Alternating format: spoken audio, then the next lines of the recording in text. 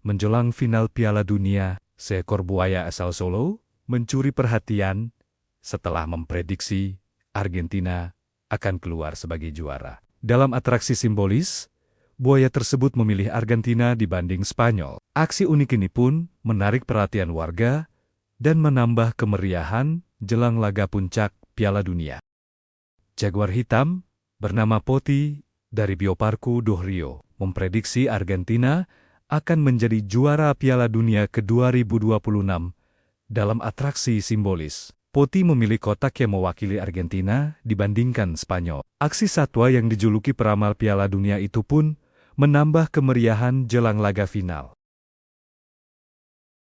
Kita ke informasi konflik Timur Tengah. Pemirsa, militer Iran mengklaim berhasil menembak jatuh pesawat tanpa awak Amerika Serikat di Yordania.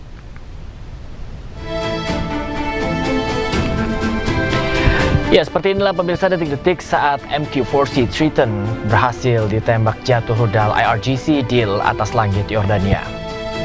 Korps Garda Revolusi Iran sebelumnya melancarkan serangan rudal balistik dan drone yang menargetkan pangkalan udara Pangeran Hasan di Yordania. Pentagon kemudian memindahkan MQ-4C Triton yang selamat ke Eropa.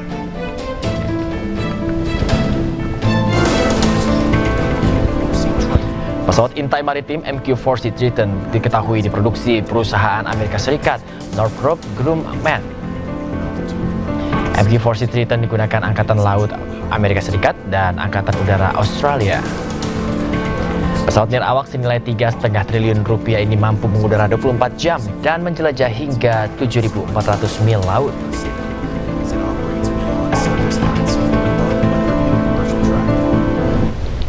IRGC mengklaim telah menyerang situs-situs militer Amerika Serikat di Teluk Persia. Teheran menyatakan serangan baru terhadap kapal perang Amerika Serikat di Teluk Persia. Sebelumnya, CENTCOM melancarkan serangan terhadap sistem pertahanan pantai Iran. Selain itu, lokasi penyimpanan dan juga peluncuran rudal jelajah di Pulau Thun di Iran juga menjadi sasaran serangan udara militer Amerika Serikat.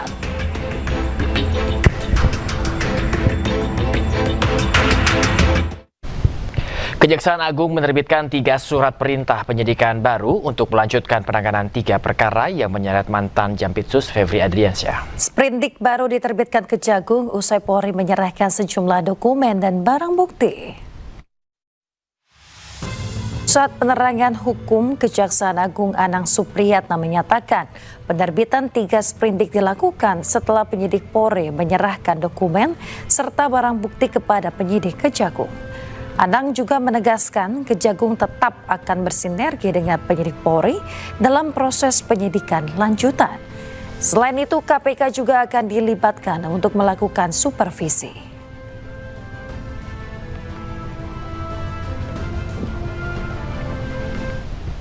Pemirsa, KPK telah menerima permintaan secara lisan untuk melakukan supervisi terhadap kelanjutan penyidikan perkara yang menyeret ex-Jampitsus Febri Adriansyah. Meski sudah berkoordinasi, KPK menilai masih terlalu dini untuk mengambil alih kasus ini.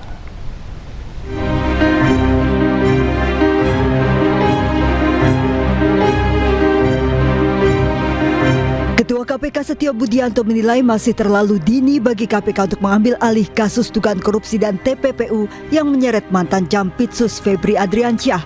Kasus yang awalnya ditangani Kortas Tipikor Polri kini sudah dialihkan ke Kejaksaan Agung. Penanganan kasus ini di Kejaksaan Agung pun masih tahap awal lantaran masih perlu pendalaman barang bukti serta dokumen. Namun Kejaksaan Agung juga telah berkoordinasi dengan KPK. Ya, saya kira terlalu dini ya, itu kan masih berproses di Kejaksaan Agung, gitu. Prosesnya sementara berjalan, koordinasi banyak lagi yang dilakukan, masalah pendalaman barang bukti, pendalaman dokumen, dan lain-lain. Baru proses awal, jadi menurut saya ya silakan berproses dulu lah. Sedikit banyak sudah adalah pembahasan dari beberapa waktu yang lalu.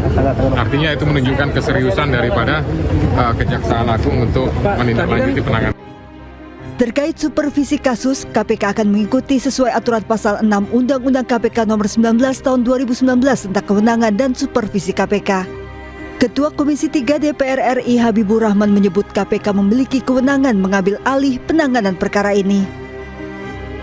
Boleh saja, ya, silakan saja kalau KPK kan punya kewenangan. Tapi gini, kita kemarin sudah sampaikan bahwa kasus ini disupervisi langsung oleh KPK, kan sama aja, ya kan? Jadi KPK melakukan supervisi. Gitu. Sebelumnya usulan agar KPK segera mengambil alih kasus ini disampaikan oleh mantan Menko Polhukam Mahfud MD melalui kanal pribadinya di YouTube. KPK memang telah menerima permintaan secara lisan untuk melakukan supervisi setelah Kortas Tipikor menyerahkan kelanjutan penyidikan perkara ke Kejaksaan Agung. Namun KPK tetap menunggu permintaan secara tertulis yang nantinya akan dibahas sesuai SOP yang berlaku di KPK. Dari Jakarta, Tim Liputan iNews melaporkan.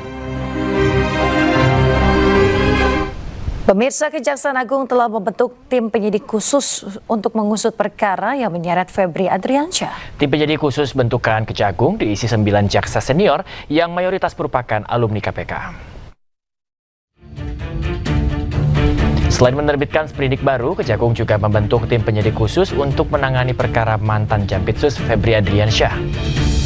Tim penyidik khusus beranggotakan 9 orang jaksa senior dengan mayoritas merupakan alumni KPK. Sementara KPK mengapresiasi langkah Kejagung dan berharap pengalaman tim khusus selama menjadi anggota KPK bisa membantu mengusut kasus hingga tuntas.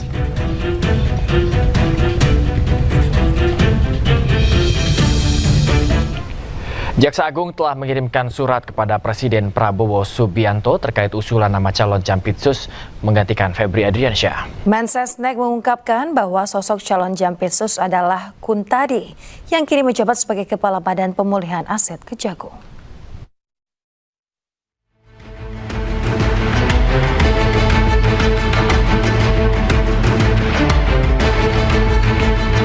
Usai Jampitsusnya jadi tersangka kasus mega korupsi, Jaksa Agung ST Burhanuddin telah mengirimkan surat kepada Presiden Prabowo Subianto terkait usulan nama calon Jaksa Agung Muda bidang tindak pidana khusus atau Jampitsus menggantikan Febri Adriansyah.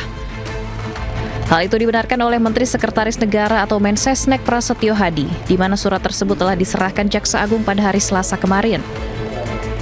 Mensesnek juga mengungkapkan bahwa sosok pengganti Febri Adriansyah sebagai Jampitsus adalah Kuntadi. Per kemarin hari Selasa tanggal 14, Jaksa Agung telah secara resmi mengirimkan surat kepada Bapak Presiden untuk mengajukan usulan nama pengganti pejabat Jaksa Agung Muda Tindak Pidana Khusus yang beberapa waktu yang lalu mengajukan pengunduran diri, dan kami mohon waktu untuk memprosesnya karena memang ada mekanisme istilahnya adalah TPA ya. Kuntadi merupakan salah satu jaksa senior di Korps Adiaksa, kelahiran Semarang, Jawa Tengah pada Januari 1970. Sejumlah posisi strategis pernah diemban Kuntadi. Tahun 2018, Kuntadi pernah menjadi Kepala Kejaksaan Negeri Jakarta Pusat. Tahun 2022, ia dipercaya sebagai Direktur Penyidikan Jampitsus Kejagung.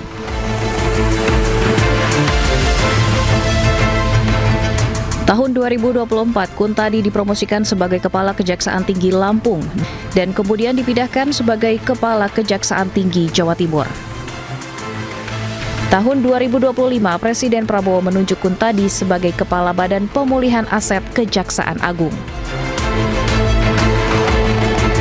Mensesnek juga menambahkan mekanisme tim penilaian akhir mengenai usulan Jampitsus baru bisa dirampungkan pekan ini. Pemerintah akan memprioritaskan proses penilaian itu sehingga bisa segera diumumkan ke masyarakat melalui keputusan Presiden.